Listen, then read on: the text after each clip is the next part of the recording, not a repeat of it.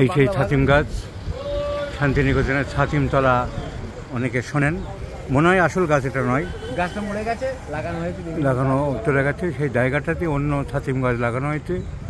যারা ছাতিম গাছ দেখেননি তারা দেখেন, তবে মাথা পর্যন্ত দেখাতে গেলে আমি পিছন দিকে হুমড়ি খেয়ে পড়বো আর কি।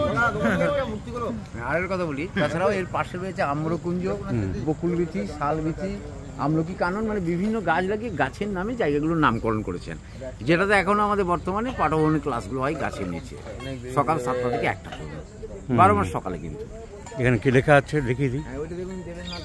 মহর্ষি দেবেন্দ্রনাথ ঠাকুরের ধ্যানের বেদি, আনুমানিক 1862 সালের মার্চ মাসে তিনি স্থানে প্রথম আসেন এবং 2টি ছাতিম গাছের নিচে ধ্যান করেন। পরবর্তীকালে এই বেদি নির্মিত হয়। এই মাঠের ছাতিম গাছ ছিল, উনি এসেছিলেন মহর্ষি দেবেন্দ্রনাথ ঠাকুর। ছাতিমতলা বলতে তাহলে এটাই বুঝি আমরা। লেখাটা তুলে দেন, এই তুলে হিন্দি ইংরেজি বাংলা একদম এই ঘেরা রয়েছে, পুরোটাই ছাতিমতলা। হ্যাঁ, এই ঘেরাটা এখন এই শাল গাছ এগুলো পরে লাগানো হয়েছে, ছাতিম গাছ